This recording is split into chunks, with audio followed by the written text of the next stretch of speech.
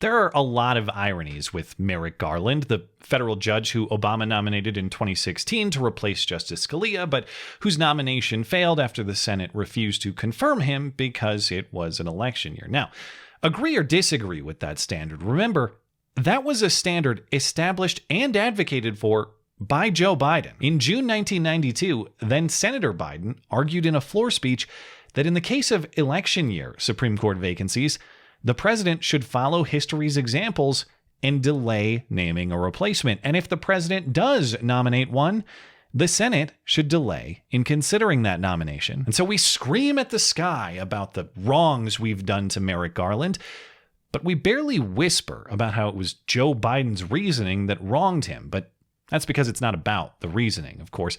It's just about the victim narrative. He was historically snubbed, but now he's more respected than ever. He's the only one among us who could ever be rightfully appointed to the court. We are all merely living in the shadow of Merrick watching over us. We pretend to worship this guy as practically sacrificed on a cross, even if we can't remember his name. Can you believe Cruz and Cornyn sat there and lectured Garland Merrick? Yes, Christ, Jesus, and Garland, Merrick. It's the alphabetically ordered roll call of the messiahs who died for your sins. Anyway, the very reason for this man not having the job that everybody thinks he's owed is the guy now giving him a reparation job as a replacement. Yes, Joe Biden has appointed Merrick Garland to be the Attorney General, and to gain that office, Garland will need, ironically, Senate confirmation. So he's before the Senate Judiciary Committee this week, and Garland makes the case for himself by pledging to make the investigation and prosecution of Capitol rioters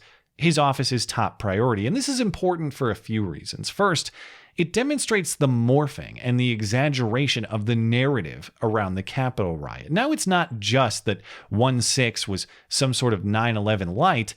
Now it's that it was done by white supremacists, too. Battling extremist attacks on our democratic institutions also remains central to the department's mission. If confirmed, I will supervise the prosecution of white supremacists and others who stormed the Capitol on January 6th, a heinous attack that sought to disrupt a cornerstone of our democracy. White supremacists and others. The more accurate phrasing would be others and white supremacists, or more accurately still, others and white supremacist, singular. Who were the white supremacists listed first in describing the perpetrators? The evidence for this characterization is exceedingly thin. The New York Times piece profiling the rioters in the days after makes the same characterization in the subheading, but has little evidence in the body. The piece names one guy who took videos outside of the Capitol. It's not clear he ever even entered the building, and according to DOJ records,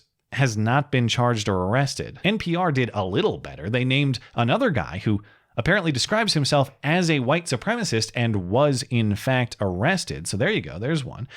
They also name an Army reservist who they say is an avowed white supremacist and was also arrested. Okay, so something in the ballpark of 2 out of 250 plus arrests have some sort of evidence for this claim. Now, maybe I missed some, sure, but it's still quite a stretch to take 1% or even 5% or 10% of the arrests and use them as the first descriptor for all of the rest. To emphasize how desperate these people are to support this claim and craft this narrative, there are several stories highlighting internet personalities who are simply present outside and weren't even arrested. If these guys are such hateful terrorists committing crimes and you know exactly who they are, why haven't you arrested them yet? But maybe that's Merrick Garland's goal, I guess. That's the other reason the case he's making is so important. He set this priority himself. He wasn't baited into it. Nobody's trying to gotcha him. Merrick Garland says that investigating and arresting those who disrupt the federal government will be my top prosecutorial priority. And that's fine, so long as it's guided by neutral principle and not political favoritism. And that is the context for the viral clip that's circulating of Senator Josh Hawley asking Merrick Garland about the months-long attack at the federal courthouse in Portland. It's not out of the blue. It's not a gotcha.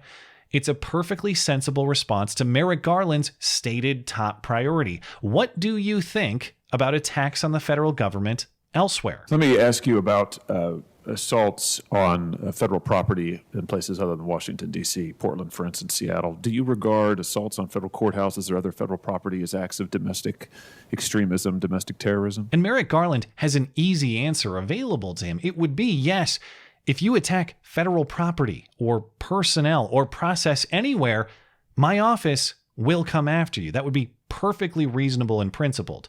But instead, Merrick Garland makes up one of the most bizarre distinctions I have ever heard for why Portland is totally different. Senator, my own definition, which is about the same as the statutory definition, is the use of violence or threats of violence in an attempt to disrupt democratic processes. So an attack on a courthouse while in operation, trying to prevent judges from actually deciding cases, that plainly is domestic extremism, domestic terrorism. An attack simply on a government property at night or any other kind of circumstances is a clear crime and a serious one and should be punished. Both are criminal.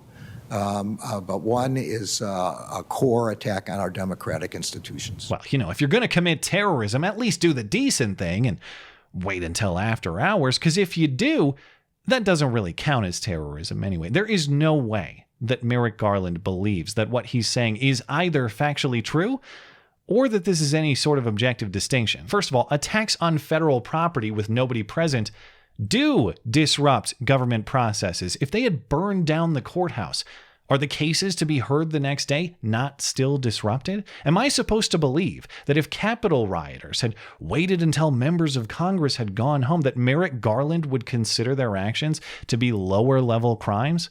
This guy prosecuted Timothy McVeigh for the Oklahoma City bombing. Would he have gone lighter on Tim if Tim had just had the decency to wait for a more sensible time to detonate? Of course not. But regardless, Portland's months-long riot parade wasn't just an attack on vacant property. That's an inaccurate characterization.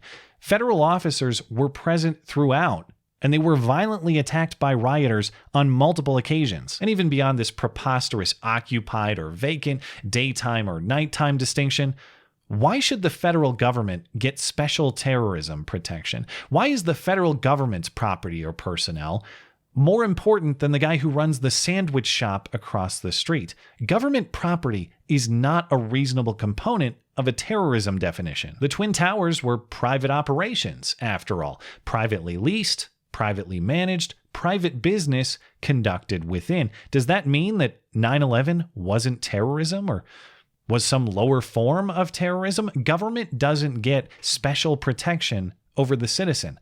Government exists to protect the citizen. Now, much of this is a foregone conclusion anyway. It looks like Merrick Garland has the votes for confirmation, and he will be your next attorney general.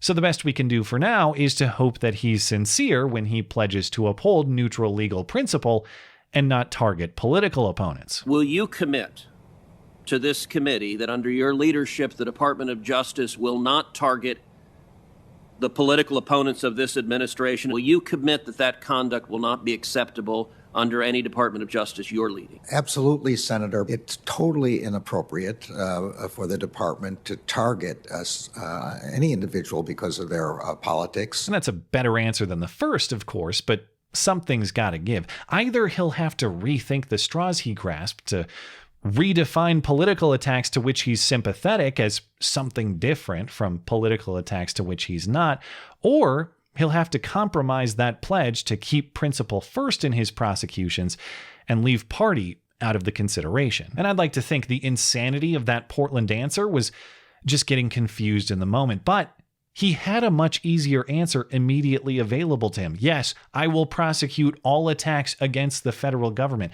but he didn't take it. And he'll have plenty more opportunity in the coming days to clarify what he meant, but I won't hold my breath for him to take that either, which means we should probably prepare for the other outcome, for the law to be weaponized against the political opponents of the White House and totally ignored for the political friends. If so, Merrick, all I ask is please be reasonable about it. Come kick down my door when nobody's home and the property is vacant. That's the sensible and fair thing to do.